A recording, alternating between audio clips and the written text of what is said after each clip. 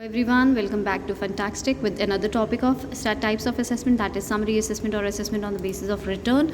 So earlier we had already completed self assessment under section 140A. Self assessment अगर 140A section में आपने अभी cover नहीं किया है, so you can watch it from there. You can find the link in the description box itself.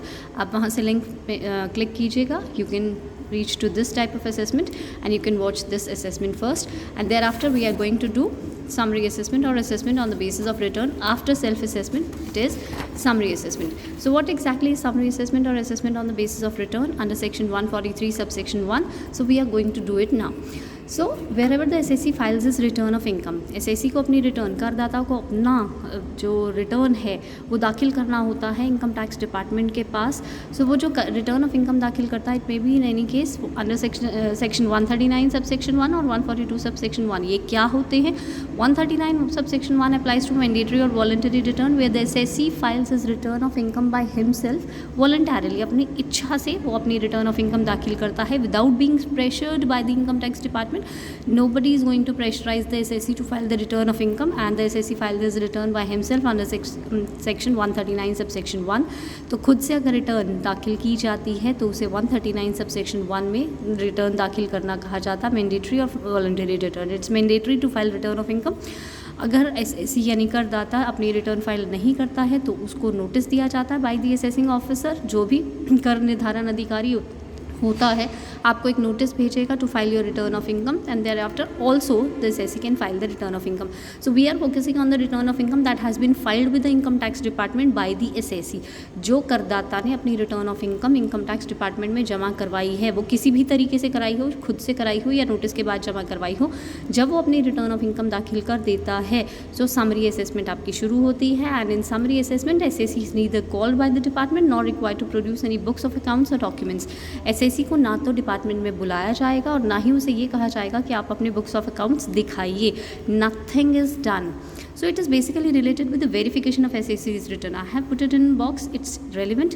Basically ये क्या है? आपकी रिटर्न को वेरीफाई किया जाता है, आपकी रिटर्न को देखा जाता है, चेक किया जाता है कि इनकम टैक्स डिपार्टमेंट में जो भी करदाता ने अपनी रिटर्न जमा करवाई है क्या वो प्रॉपर है या उसमें कुछ गलतियां हैं. अगर कोई गलतियां पाई गई तो डिपार्टमेंट उसे करेक्ट करके आपको नोटिस भेजेगा. So it is basically related with the verification of SSC's return by who is taking the return? Income tax department, that is the assessing officer. तो assessing officer आपकी रिटर्न को मतलब SSC की return को verify करेगा और उसके according आपका असेसमेंट किया जाएगा. सो assessing officer processes the return. assessing officer ही है जो कर निर्धारण अधिकारी जो यहाँ पर आपकी रिटर्न को प्रोसेस करेगा.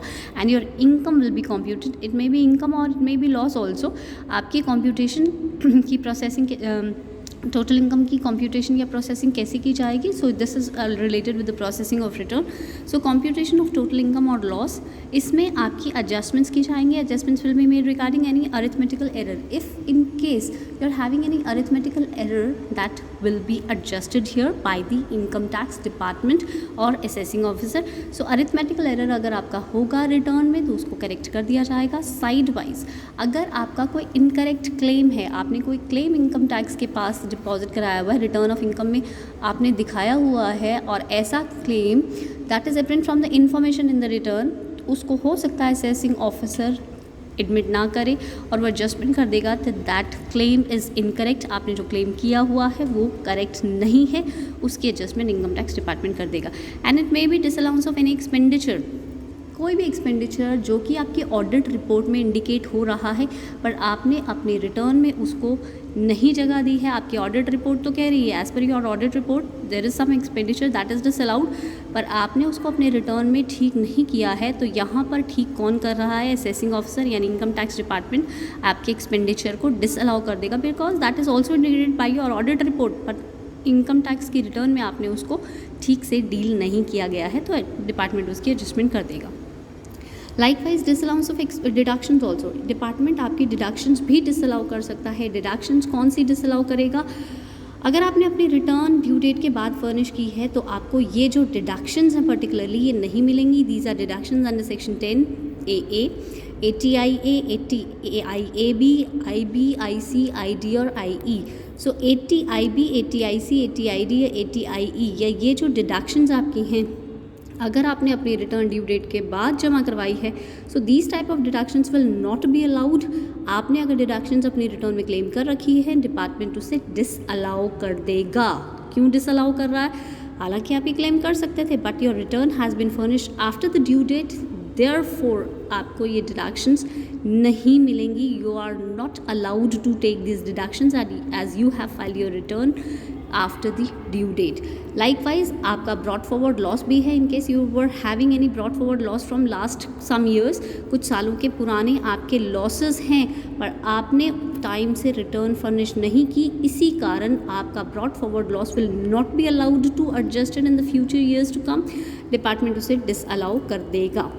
Likewise in case you are having any addition of income, हो सकता है आपकी फॉर्म 26 AS, फॉर्म 16 या 16A से कुछ इनकम्स शो हो रही हैं पर आपने उसका एडजस्टमेंट नहीं किया है, तो यहाँ पर एडजस्टमेंट्स कौन कर रहा है? इनकम टैक्स डिपार्टमेंट वो एडजस्टमेंट्स कर देगा।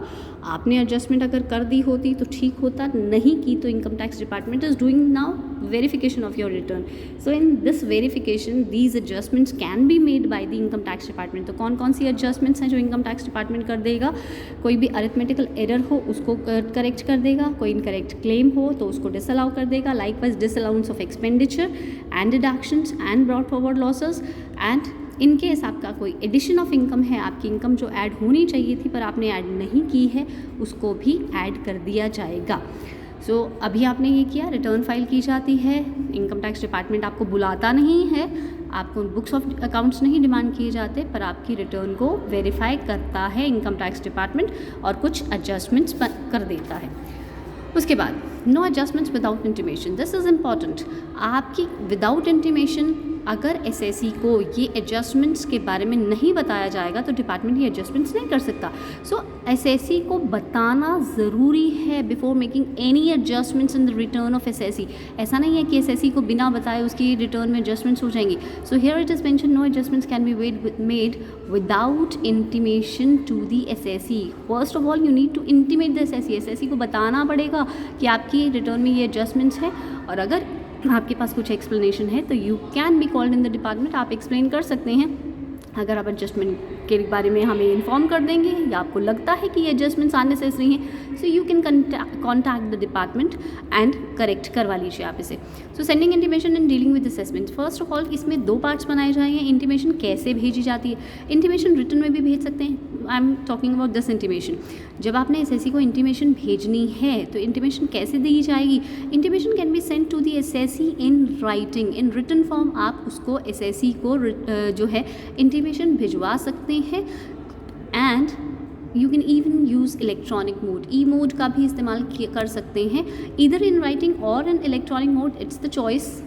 आप किसी भी मोड में जैसा कंफर्टेबल लगे, जैसा जिस सिचुएशन के अकॉर्डिंग प्रॉपर लगे, income tax department in writing या इलेक्ट्रॉनिक मोड में इंटीमेशन को एसएससी को भिजवा देगा। And how this intimation is dealt in the assessment. So जैसे ही इंटीमेशन भेजी जाएगी उसी हिसाब से असेसमेंट में डील किया जाएगा। If SSC has been given the intimation and the response is received, the response received from the SSC is important here. So in case the response is received from the SSC, response कौन सा? आपने intimation भेजा कि आपके accounts में adjustments हैं, आपकी return में कुछ एडजस्टमेंट्स होंगी, and the SSC is giving the response. SSC उसके लिए रिस्पॉन्स कर रहा है कि ये इन्फॉर्मेशन के से रिलेटेड मे बी ही और she is having some explanation, उसके पास हो सकता है कुछ एक्सप्लेनेशन हो, तो उसकी सुनिए और उसके रिस्पॉन्स के अकॉर्डिंग डील कीजिए रिटर्न को। सपोज हो सकता है आपने कोई, लेट मी कंसीडर इट, एक कोई क्लेम है, आपने इनकरेक्ट क्लेम करके रिजेक्ट कर दिया क्योंकि उसके प्रूफ नहीं थे। एसएससी यहाँ पर आपको रिस्पॉन्स सबमिट कर सकता है कि मैंने क्लेम लगाए थे, मे बी मिसप्लेस हो गए होंगे, और उसने उसे दोबारा प्रोड्यूस कर दिया। सो अकॉर्डिंगली उस रिटर्न को डील किया जाएगा। But in case no response is received after 30 days, तो 30 days आप वेट करते हैं। If no response is receive within 30 days of the issue of such intimation, तो एडजस्टमेंट्स कर दी जाएंगी। उसके बाद इनकम टैक्स डिपार्टमेंट आपके वेट नहीं करेगा। Adjustments will be made by CPC। Now who is CPC here? CPC is centralised processing centre. तो centralised processing centre is having this right. 30 days का इंतज़ार करने के बाद SSC की तरफ से अगर कोई रिस्पॉन्स नहीं आता है तो CPC उसका एडजस्टमेंट अपने आप से कर सकता है। They are having this right. So intimation दी जाती है और किस तरीके से उस असेसमेंट से डील किया जाता है। उसके बाद हो गया, अब आपका डील हो गया, वैसे अकॉर्डिंगली आपकी एडजस्टमेंट्स हो गई। सो नाउ करेक्ट हो चुकी है आपकी return and calculations based on information. Calculations की जाती है based on the information that is supplied by the SAC। उसके बाद आपका टैक्स, इंटरेस्ट और फी पेबल कैलकुलेट किया जाता है और जो कैलकुलेशन हो जाता है उसके बारे में हम SAC को बताएंगे। क्या इंटीमेशन जा सकती है जब आपका इनकम टैक्स का कैलकुलेशन होगा, तो ये पॉसिबिलिटीज़ हो सकती हैं। Specifying sum payable by the SAC, it may be possible आपका कुछ सम पेंडिंग है, आपने अपने अकॉर्डिंग रिटर्न जमा कराई थी, अब इनकम टैक्स डिपार्टमेंट ने जब वेरिफिकेशन की तो ये पाया गया कि कुछ अमाउंट आपने डिपार्टमेंट में जमा नहीं कराया है and there is sum payable by the SAC, आपको कुछ पेमेंट करनी पड़ेगी डिपार्टमेंट में।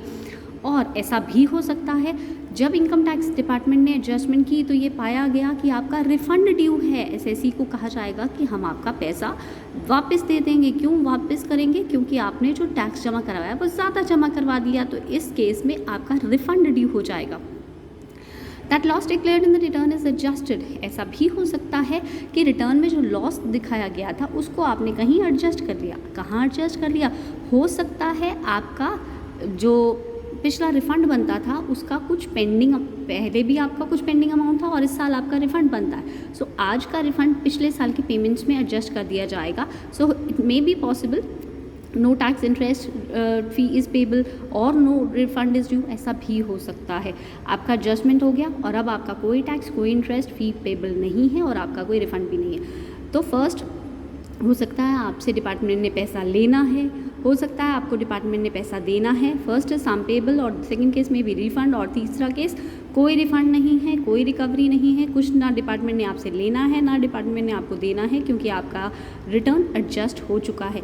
और ये सारी इन्फॉर्मेशन कौन दे रहा है SAC को? इनकम टैक्स डिपार्टमेंट दे रहा है। पूरी कैलकुलेशंस करने के बाद कुछ पॉसिबिलिटीज़ जो हो सकती हैं वो इनकम टैक्स डिपार्टमेंट SAC को बताता है और ये notice within a period of 9 months हो सकता है। So within 9 months from the end of financial year उसके बाद कोई भी इंटीमेशन नहीं भेजी जाती। So whatever intimation assessing officer और income tax department wish to send to the SAC that must be within the period of 9 months. 9 महीने के बाद कोई भी इंफॉर्मेशन सच इस टाइप की नहीं दी जाती इनकम टैक्स डिपार्टमेंट द्वारा SAC को। सो ये जो भी कैलकुलेशंस करनी है इनकम टैक्स डिपार्टमेंट को, जो भी असेसमेंट करना है, that assessment must be done with in a period of 9 months from the end of financial year. उसके बाद कोई इंटीमेशन आप नहीं दे सकते SAC को। अब यहाँ पे हमने कहा था कि ये नोटिस जाता है, इंटीमेशन जाती है कि आपका सम पेबल है या रिफ़ंड है या नो रिकवरी, नो रिफ़ंड है। और अगर सपोज़ ये सेकंड पॉसिबिलिटी थी, आपका रिफ़ंड बनता था तो आपको रिफ़ंड दे दिया जाएगा, और अगर आपका रिफ़ंड है तो आपका रिफ़ंड को एडजस्ट कर दिया जाएगा। सो ये पॉसिबिलिटीज़ आपकी हो सकती हैं। उसके बाद in case of no adjustment और नो सम पेबल और नॉन रिफंडेबल, अगर आपका कोई भी पैसा एडजस्टमेंट है ही नहीं, कोई सम डिपार्टमेंट ने आपका देना नहीं है, कोई सम आपको डिपार्टमेंट ने नहीं देना और आपने भी डिपार्टमेंट को नहीं देना है कुछ भी, in such case acknowledgement of return shall be deemed to be the intimation. अगर आपकी रिटर्न एकदम प्रॉपर थी, कोई भी गलती नहीं पाई गई डिपार्टमेंट द्वारा आपकी रिटर्न में, आपने जो टैक्स जमा करवाया था वो बिल्कुल प्रॉपर था, आपको एक एक्नॉलेजमेंट मिली होगी, वही एक्नॉलेजमेंट आपकी इंटीमेशन होती है। दोबारा से income tax department is not going to send you any intimation.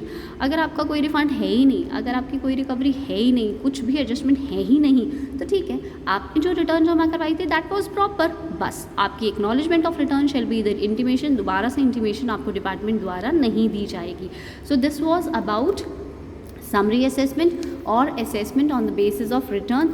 Regular assessment के लिए you have to watch the next video at Fantastic by Deepika Arora Madan. आज का टॉपिक हमने जो किया है that is समरी असेसमेंट। आज का टॉपिक आपका समरी असेसमेंट है और assessment on the basis of return. अगला टॉपिक हम लोग करेंगे रेगुलर असेसमेंट। वो रेगुलर असेसमेंट के टॉपिक के लिए you need to watch the next video जिसमें हम ये टॉपिक कवर करने वाले हैं। टाइप्स ऑफ असेसमेंट में सेल्फ असेसमेंट आपको डिस्क्रिप्शन बॉक्स में लिंक से मिलेगा। समरी असेसमेंट हमने आज कर लिया है। Regular assessment you can watch in next video. Thank you.